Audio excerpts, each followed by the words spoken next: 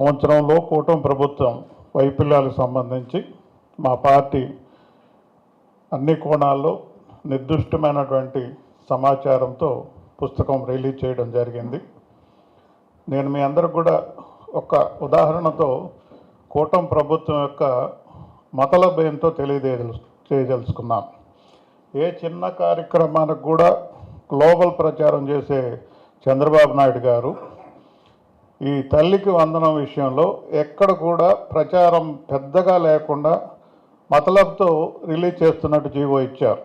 చిన్న విషయానికి కూడా ఎంతో ఆర్భాటం చేస్తారు. మరి ఇంత ముఖ్యమైన పథకం మా ప్రీతమ నాయకులు జగన్మోహన్ రెడ్డి గారు ప్రజాకోర్టులోకి వెళితే మరి వేలాది మంది మరి ఆయన రాక్ కోసం వస్తున్నటువంటి పోటెత్తున్నటువంటి ప్రజా వెలువను చూసి భయపడి ఏ రకంగా అయితే జగన్మోహన్ రెడ్డి గారు ప్రభుత్వం మెడలు వంచి వారు చెప్పిన ప్రామిసులంతా కూడా వారి దగ్గర ఏర్పాటు చేసే విధంగా మెడలు వంచుతానని చెప్పారు. అదే రకంగా ప్రజాకోర్టులో వెళ్ళినప్పుడు వేలాది మంది మరి ఆయన అభిమానంగా ఆయన వెనక నడచడం చూసిన తర్వాత భయపడినటువంటి కూటమి ప్రభుత్వం ఏదో కొన్నైనా చేయాలనే ఉద్దేశంతో తూతూ మంత్రంగా రిలీజ్ చేస్తున్నారు. స్పష్టత లేదు. నాకు వచ్చే ముందే మా చిట్టమూరు మండలం నుంచి 3 పిల్లలున్న పేరెంట్స్ ఫోన్ చేశారు. మాకు 26,000 పడ్డాయండి అని చెప్పి మాట్లాడారు. దాంట్లో కూడా మతలబ్ 3 బిడ్డలుంటే 2 బిడ్డనట్టు. మేము నిత్యం పోరాటం చేస్తాం, సచివాలయాల దగ్గర రిపోర్ట్ తీసుకుంటాం. జగన్మోహన్ రెడ్డి గారు సచివాలయంలో ఏ పథకాలు వచ్చాయో బోర్డుల మీద నిజాయితీగా ప్రజాస్వామ్యబద్ధంగా ప్రచురించారు. ఈరోజు ఆ వాతావరణం ఎక్కడ లేదు. ఊరికే పబ్లిసిటీ, తనకు అనుకూలమైనటువంటి కొన్ని ఎల్లో మీడియాలో ముందుకెళ్లడమే తప్ప ఎక్కడ కూడా ప్రజాస్వామ్యబద్ధంగా మరి మంచి వాతావరణం ఇవ్వలేని పరిస్థితిలో ఈ కూటమి ప్రభుత్వం ఉందని కూడా నేను స్పష్టం చేయదలుచుకున్నాను. అదే రకంగా ఈ సంవత్సర కాలం బేరే చేసుకుంటే కక్షపూరిత వాతావరణం తీసుకొచ్చారే తప్ప గతంలో ఎన్నడూ లేని విధంగా తెలుగుదేశం పార్టీకి కూడా గతంలో ఎన్నడూ లేని విధంగా కక్షపూరితమైనటువంటి రెడ్ బుక్ రాజ్యాంగం అంటే భయపడే విధంగా ఎవరు నోరు చేసినా నొక్కేసే విధంగా వాతావరణం తీసుకురావడం తప్ప ఈ 1 ఇయర్ సంవత్సర కాలం పాటు విద్యార్థులకు మరి 1 ఇయర్ సంవత్సరం పోయింది. అదే రకంగా చంద్రశేఖర్ రెడ్డి గారు చెప్పినట్టుగా తూతూ మంత్రంగా గ్యాస్ రిలీజ్ అన్నారు. ఎక్కలేని విధంగా అందరూ ఆశపడ్డారు ఉచితంగా గ్యాస్ ఇస్తారేమని. మీరు పెట్టుబడి పెట్టి తీసుకోండి, తర్వాత మేము వేస్తాం టైం చూసాను అన్నారు. ఈ సంవత్సర కాలంలో ఒకే ఒక్క సిలిండరు, అది కూడా అందరికీ క్లారిటీ లేని విధంగా, ఎవరికి వచ్చిందో ఎవరు పక్కన వాళ్ళకు కూడా తెలియని విధంగా ఆ పథకాన్ని మరి వేసేసామన్నట్టుగా ఘనంగా చెప్తున్నారు. అదే రకంగా పెద్దలు చెప్పినట్టుగా నిరుద్యోగులను అయితే నిండగా మోసం చేశారు.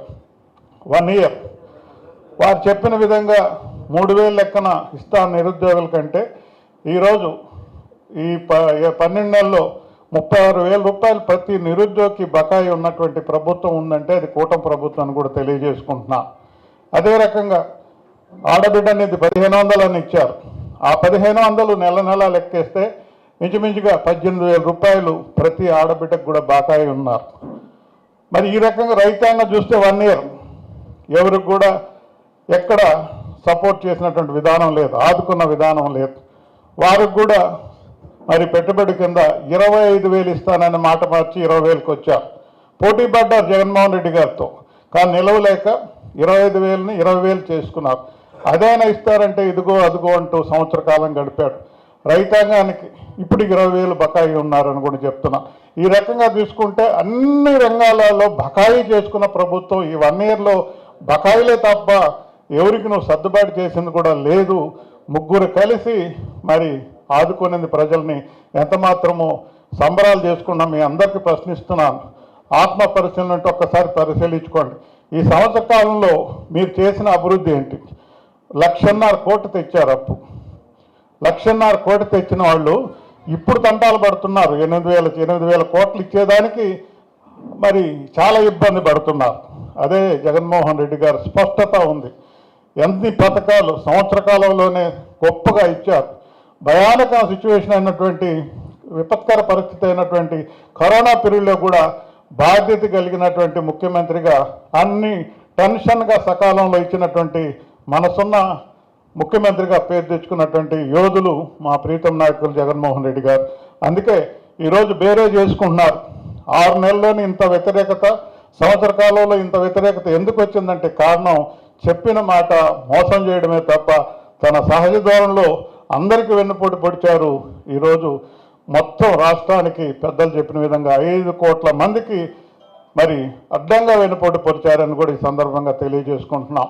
మరి మేము ప్రతిపక్ష హోదాగా జగన్మోహన్ రెడ్డి గారు, మా ప్రీతం నాయకులు జగన్మోహన్ రెడ్డి ఆలోచనల మేరకు, ఆదేశాల మేరకు సచివాలయాల్లో ఇవన్నీ వీళ్ళు ఇచ్చిన పథకాలు ఎన్ని మోసాలు, ఎంత దౌర్భాగ్యంగా పరిపాలిస్తున్నారనే విషయం రూట్ లెవెల్లో తీసుకొని పోతామని, మాకు దానికి ఉదాహరణ మొన్న జరిగినటువంటి వెన్నుపోటు 1 year అయినటువంటి వెన్నుపోటు ఉద్యమంలో స్వచ్ఛందంగా వేలాది మంది వచ్చి ధైర్యంగా మాకు సపోర్ట్ చేసినందుకు ప్రతి కార్యకర్తకు మా శ్రేయోభిలాషులు కృతజ్ఞత తెలియజేసుకుంటూ వాళ్ళు ఇచ్చిన స్ఫూర్తిని మేము ఇంకా ప్రజాకోర్టులో ముందుకెళ్తామని కూడా తెలియజేసుకుంటూ, భవిష్యత్తులో మరి నిన్ననే కేతిరెడ్డి గారు చెప్పారు, రియాక్షన్ ఉంటుంది కెమిస్ట్రీలో, యాక్షన్ రియాక్షన్ ఉంటుంది.